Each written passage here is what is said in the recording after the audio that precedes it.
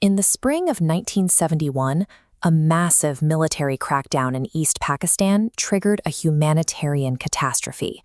Within months, 9 million people fled across the border into India, seeking safety from the violence. This influx put the Indian government at a breaking point.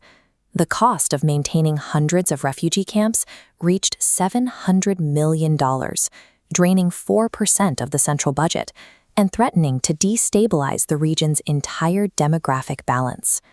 Prime Minister Indira Gandhi initially called for immediate military intervention to stop the crisis at its source. However, the chiefs of the armed forces pushed back, insisting that they needed until December to properly prepare their logistics and ensure a decisive victory. To buy the military those 7 months, India launched Operation X. They began secretly training local Mukti Bahini commandos in guerrilla tactics, teaching them to swim under Pakistani supply ships at night to attach magnetic limpet mines. These covert teams successfully disabled or destroyed over 100 vessels. By systematically sinking the ships carrying weapons and fuel, India effectively severed the maritime lifeline to East Pakistan's military. To break this maritime stranglehold, Pakistan focused on a single objective: destroying the INS Vikrant. As India's only aircraft carrier, the Vikrant was the cornerstone of their naval blockade, capable of controlling the sea from the air. But the carrier had a hidden weakness. It was currently docked in Mumbai for major repairs to its water boilers and its catapult launch system, meaning it was unable to operate at full speed or launch its fighters effectively. Pakistan exploited this window by deploying the PNS Ghazi. This was their only long-range attack submarine, a specialized hunter designed to operate deep in enemy waters for extended periods. The Ghazi's crew was given a highly classified mission. They were to travel thousands of miles around the Indian subcontinent, track the vulnerable Vikrant, and sink it using specialized torpedoes. If the Ghazi found its target, India's blockade would likely collapse. Without naval superiority, India would lose its primary means of isolating the Pakistani forces in the east, jeopardizing their entire strategy for the upcoming winter conflict. Indian naval intelligence began intercepting brief, high-frequency radio bursts from the Bay of Bengal, indicating an unknown vessel was checking in with Pakistani headquarters.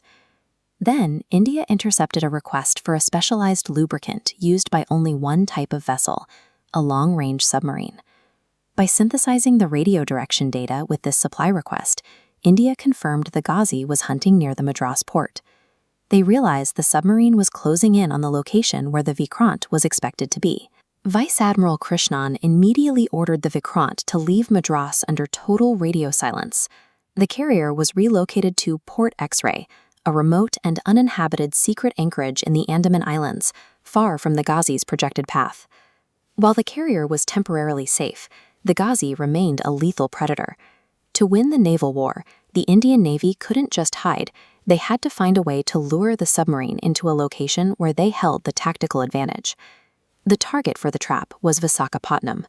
The harbor's shallow waters and narrow entrance limited a submarine's ability to maneuver, making it the ideal place to corner a deep-water hunter like the Ghazi.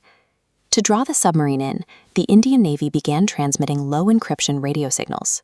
These messages were designed to be easily intercepted, deliberately discussing the Vikrant's arrival at Visakhapatnam for urgent refueling. The Navy then added a physical layer to the lie. They began placing massively inflated orders for meat, vegetables, and fresh produce at the Visakhapatnam docks, simulating the logistical needs of a 1,000-person aircraft carrier crew. Local informants observed the sudden surge in supplies and relayed the information back to Pakistan. This physical evidence seemingly confirmed the fake radio chatter they had already intercepted. The misdirection worked. Believing the carrier was in reach, the Ghazi's captain cut all radio transmissions and steered the submarine directly toward Visakhapatnam harbor. Upon arrival, the Ghazi began laying an underwater minefield across the port's narrow entrance. The plan was to ensure that if the Vikrant attempted to leave the harbor, it would be destroyed by a mine. While laying the mines, the crew spotted a ship and attempted an emergency dive. However, the entrance to the harbor was only 15 meters deep, far too shallow for a 2,400-ton submarine to maneuver vertically. The Ghazi crashed violently into the seabed, the impact severely misaligning its own loaded torpedoes. Pakistan's most advanced submarine was now damaged and pinned to the ocean floor. Its crew was trapped in a harbor they believed held an aircraft carrier, but in reality was completely empty. India then deployed the final piece of the snare, the INS Rajput. This was an aging destroyer nearing the end of its service life, but it was perfectly suited to act as a decoy. The Rajput was sent into the channel with its radio volume set to maximum. By broadcasting heavy signals, the crew hoped to convince the Ghazi that the Vikrant had finally arrived to begin its mission. When war officially broke out on December 3rd, the Rajput was ordered to return to harbor, passing directly through the channel where the Ghazi was stuck on the seabed. As the destroyer passed over the coordinates, its sonar crew detected sharp underwater vibrations. These waves indicated that a massive object was nearby, likely a submarine attempting to break free and surface. Captain Indra Singh immediately ordered his crew to drop 2 heavy depth charges directly onto the source of the vibrations. The shock waves from the charges struck the submarine, triggering its misaligned and fully loaded torpedoes. This caused a catastrophic internal explosion that tore the Ghazi apart from the inside. The region's deadliest submarine met its end at the bottom of the channel, destroyed its own weapons inside a trap set by a ghost ship. The following morning, Indian divers investigated the site. They recovered logbooks and items marked USS Diabo, the original name of the Ghazi, confirming the total destruction of Pakistan's only long-range submarine. With the primary threat to the fleet removed, the real INS Vikrant emerged from its secret hiding place. It took up a permanent station in the Bay of Bengal, establishing absolute naval supremacy for the remainder of the war. The resulting naval blockade was so effective that it cut off all reinforcements to East Pakistan. This led directly to the surrender of 93,000 troops, the largest military surrender since the end of the Second World War.